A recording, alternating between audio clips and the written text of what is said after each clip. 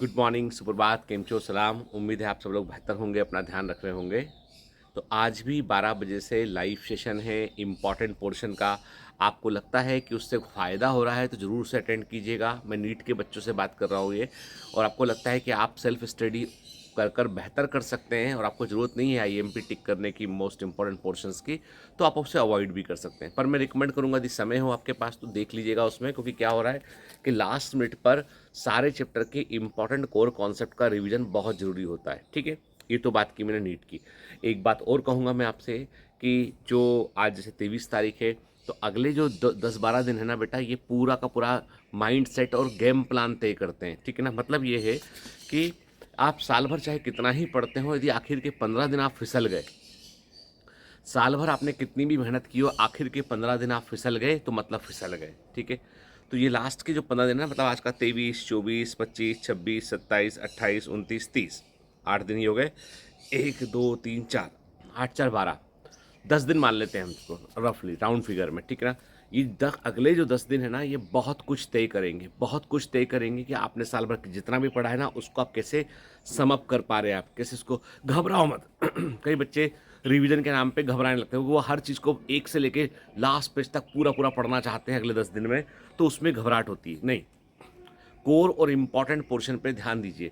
PY queues को सामने रखिए, देखिए कि क्या एग्जाम का ट्रेंड है, क्या पूछा जाता है और क्या हमको आना चाहिए। क्योंकि साल भर जब हम पढ़ते हैं ना, तो माइनर माइनर बहुत सारी इन्फॉर्मेशन दिमाग में स्टोर करते हैं और वो रहती है दिमाग में, रहती है। कभी आएगा तो कुछ, कभी कुछ पढ़ा होता है ना, वो एग्जाम में काम आता है। अभी हाल ही में यूपीएससी का रिजल्ट आया, तो मेरे भी जानने वाले 2-4 लोग हैं, उनके बच्चे बच्चे घर से सिलेक्ट हुए। मतलब एक की बेटी सिलेक्ट हुई है, एक का जो है वो कज़िन ब्रदर सेलेक्ट हुआ है।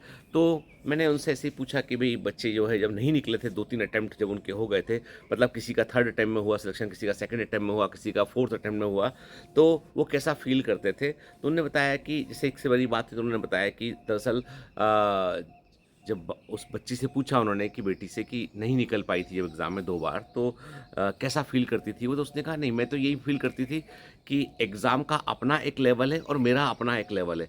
मैं एग्ज़ाम के लेवल को जब तक टच नहीं करूँगी तब तक मैं डिज़र्विंग नहीं हूँ। जब तक मैं एग्ज़ाम के लेवल को टच नहीं करूँगी मैं डिज़र्विंग नहीं हूँ, और जब तक मैं डिज़र्विंग नहीं हूँ तो मैं कैसे आईएएस बन सकती हूँ। वाजिब बात, ईमानदार बात। हम बेईमानी क्यों करें अपने आप से? भई यदि एग्ज़ाम का एक लेवल है और हमारा लेवल ये है, ठीक है? तो मतलब यहाँ कैसे पहुँचेंगे? हमारा लेवल हमको ऊपर करना पड़ेगा, बराबर करना पड़ेगा, तब हम पहुँचेंगे, ठीक है? मतलब याद रखो, जब आप डिज़र्विंग होंगे ना और सक्सेस लोगे आप, तो आप तमाम तरह के प्रेशर को बर्दाश्त कर पाओगे आप। कल मैं देख रहा था कि मैं ऐसी एक डेटा पढ़ रहा था कि एमबीबीएस करने वाले जो फर्स्ट ईयर में जो बच्चे हैं, उनमें से कई बच्चे जो है बहुत डिप्रेशन का शिकार भी हैं। कल ही किसी बच्ची ने भोपाल में सुसाइड किया हुआ है। अब प्रश्न उठता है कि ऐसा क्यों है? और ये अकेले एमबीबीएस की बात नहीं है, ये कोटा में कोचिंग करने के दौरान भी सुनने में आता है, ये इंजीनियरिंग कॉलेज आईआईटी में भी सुनने आता है। कारण उसके पीछे ये है कि जब तक हम प्रेशर को हैंडल करना नहीं सीखेंगे, तब तक हमको लाइफ में आगे आने वाले चैलेंजेस के लिए हम तैयार नहीं हो पाएंगे। मैं एक ही बात कहता हूँ, आपको दुनिया में ऐसा व्यक्ति बनना है जो प्रेशर को हैंडल कर सके। ठीक है, जरूरत पड़ने पर प्रेशर को रिलीज कर सके वो। कभी कभी गुस्सा करो, दूसरों पे भी करो, अपने आप पे भी करो। इंट्रोवर्ट अपने आप को अंदर दम दम मत घोटते रहो अपना, कि अपने अंदर ही विचार रखे दम घोट। मैं तो कई बार कहता हूँ कि गुस्सा हो जाओ, चलेगा, बिल्कुल चलेगा, इट्स ऑलवेज ओके। ठीक है, लेकिन स्वघाती सेल्फ डैमेजिंग स्टेप नहीं उठाना चाहिए व्यक्ति को। और मैं इतना बता दूं कि जो नीट का प्रेशर आपके ऊपर है ना, इससे दुगना प्रेशर मेडिकल कॉलेज में होता है, इससे दुगना प्रेशर मेडिकल कॉलेज में होता है। ये फैक्ट है।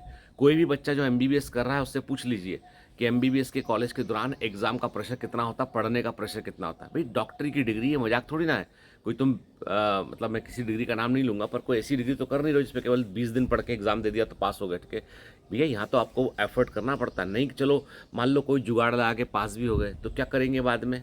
जब मरीज आएगा, आईसीयू में पेशेंट आएगा, क्या करेंगे बताओ? ठीक है, तो पॉइंट ये है कि आपको बहुत ज़्यादा जो है वो पूरे समय प्रेशर में रहना पड़ेगा। प्रेशर को, और लाइफ में कभी भी है ना, कोई भी चीज़ जो बनती है ना वो प्रेशर से ही बनती है। हीरा भी जो कार्बन जो होता है, ग्रेफाइट होता है, उसको भी हीरे में कन्वर्ट कर सकते हो, कोयले को हीरे में कन्वर्ट कर सकते हो, बशर्ते यूनिट हाई टेम्परेचर ना हाई प्रेशर, वो कन्वर्ट हो जाएगा, डायमंड बन जाएगा वो।